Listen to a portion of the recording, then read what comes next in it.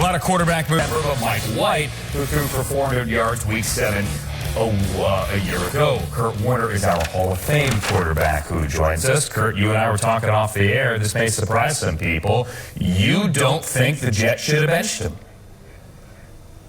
No, Andrew, I don't. And, to me, I liken it to a situation I was in with the New York Giants.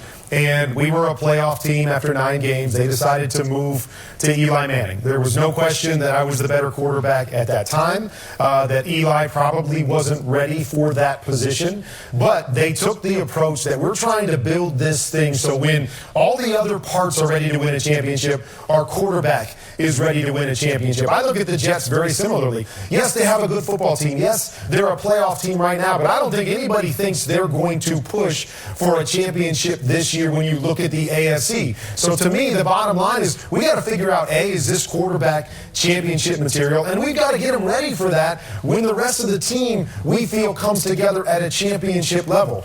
There's no doubt that Zach Wilson is not ready, to be that franchise guy yet with the way that he's playing on the football field. But it takes time. There's a lot of young quarterbacks in the same situation that aren't ready for that as well. And so I believe they should have stayed with him. Yes, they were going to have to smooth some things over. And let me just mention that in the press conference is that there's kind of 2 unwritten rules in the locker room. And one everybody's talked about is that it's always your fault, right? When, there's issues, when there's struggles, it's always your fault. When there's praise, you deflect it to everyone else. But another unwritten rule is that we don't divide the locker room. It's never us against them, meaning offense against defense. If somebody comes up and asks you, hey, did the offense let you down? Of course, you're never going to say yes. You're going to say, we're in this together. So I just wonder, we haven't heard from Zach. Could he maybe have been saying, no, there's no issues. I didn't feel like I let the team down or the offense let the team down. Simply saying, we're in this together. Yes, I wanted to play better. Yes, we wanted to play better, and we have to play better. But don't try to divide. I don't think they're winning a championship with Flacco or Mike White. I totally get it. But they have a top 10 defense. And I'm not Rich Eisen, I'm not Dan Hanzus, I'm not the Jets fans in the buildings. But let me push back. Kurt, they haven't made the playoffs since 2010. Just the chance to get in the tournament. Doesn't Saleh owe it to the locker room just to try to get in? Andrew, this is a tough one. Again, when I was in New York, we were a playoff team the day that I got benched. I had a number of veterans that looked at it the same way. Like, I'm not here for the future. I'm looking at right now because we have an opportunity to get to the playoffs right now. And you never know because we've seen it. Teams that we didn't think would go on a run to the Super Bowl, get to the playoffs, and they make a run to the Super Bowl. So that was definitely a part of what was going on in the locker room. But we also have to understand that teams are building for championships. They're trying to find that guy behind center that can, what's the best thing for us right now, and what's the best thing for us 3 years from now, and you have to figure out the best decision. The New York Giants said, we're not ready now, but we want our quarterback ready when we're ready. We saw that play out, and they won 2 championships with Eli Manning, and that was the approach that they take. I understand. There's lots of guys in the locker room that may not be there 2 or 3 years from now and want to win right now.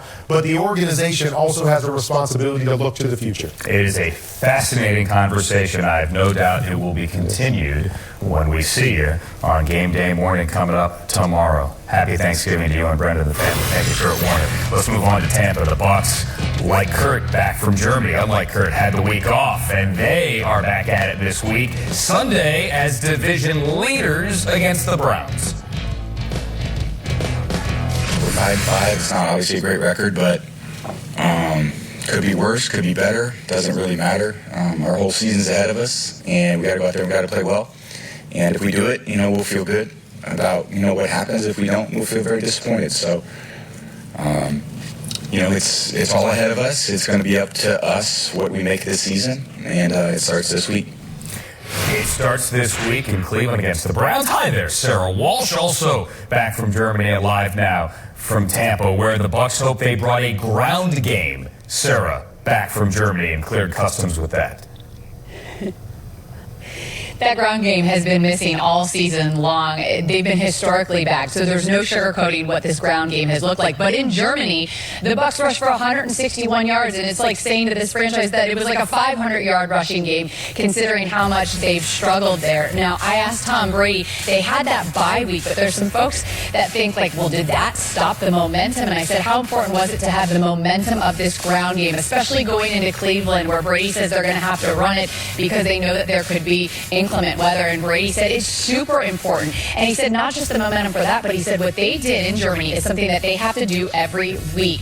They rushed the ball 44 times. That is unheard of for this Buccaneers team, but you saw the results that it produced. Now, there is, I don't want to say controversy, but there's some questions at running back because Todd Bowles was asked about how he would split those carries between Leonard Fournette, the rookie Rachaad White. He said they're going to ride whoever has the hot hand. However, Leonard Fournette right now has a bit of a hip issue that happened in Germany, and Bowles characterized him as pretty sore. He said, we'll see how that goes. If he can go, he can go. If he's still really sore on Sunday, he wouldn't go. As for the Bucs rush defense, well, that was greatly improved. They currently ranked 15th in this league, which is also unheard of for a team that always stops the run. Well, they allowed the Seahawks to rush it for just 39 yards, incredibly low. They know, however, that Kareem Hunt and Nick Chubb are going to want to come off and do better than they did last week, because they certainly did not have their best rushing performances. So this Bucs team is very much prepared for that. One question mark there, Vita Vea showed up on the injury report today, didn't practice, and Todd Bowles says that they're going to see how he progresses as well. He's got a foot injury, Andrew, and there's no understating how important he is to this Buccaneers defense. All right, as they head to Cleveland to face the Browns, and Jacoby Brissett's final start before Deshaun Watson is scheduled to. He catches a lot of them. Touchdowns in 3 consecutive games for this guy. Coming off a bye and a trip to Germany, it's always great to have Tyler Lockett on the show. Tyler, how'd the bye week treat you after that long back and forth to Germany? Well, the bye week was a little challenging for me, man. I ended up getting food poisoning on Tuesday. No. So I was down bad a little bit, but I was able to recover and just had a good weekend after that. All right, well, glad to hear you're doing well. I'm assuming while you were in bed battling food poisoning, you probably had a chance to reflect on the first half of the season, maybe what you learned from that game in Germany. As we sit here, get ready for the push here, the holidays are upon us. You know, what did you learn about that team in Munich? I think the biggest thing that I learned is just our resilience to never give up, our resilience just to be able to keep going. Tampa did a great job just being able to come out, being able to stop us in the first half, but we adapted and we shown that even when things are going great for us, how great we can be. When things were against us, we showed that we could be able to fight back. And yeah, we ended up losing, but that's not a loss that determines the end of the season. That's just a lesson that we continue to learn and that we continue to develop and grow from. Tyler, bye weeks are a time for a lot of reflection and self-scouting. And so much has been said this year about the great rookie class, Kenneth Walker and Tariq Woolen, and obviously we can go on and on about the offensive tackles as well.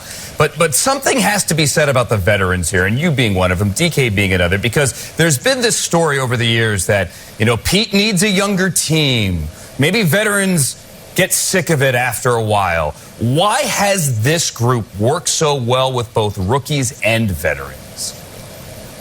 I think the biggest thing, man, is we just meet each other where we're at. And a lot of us that were veterans now, we learn from the veterans that came here earlier. And every single year is something different. It's something new. You can't have that same mindset. So even though I'm going into year 8, I'm still treating it like this is my first year. And so you never stop learning. You never stop trying to be great. When you have a bunch of young guys in here, me being 30 years old, it makes you feel young again. You see a lot of people that have that heart. They have that desire. They have that grit to want to be able to be better. You talk about our rookie class, man, they literally put their head down and work. They rarely talk. They show up. They play. And you wouldn't even think they were rookies if you came here and watched them each and every week. And so that's something that just keeps us going, especially as vets. I love that the rookies barely talk. I'm sure you guys love that. I was struck a couple of weeks ago as well. Can we throw it up on the screen?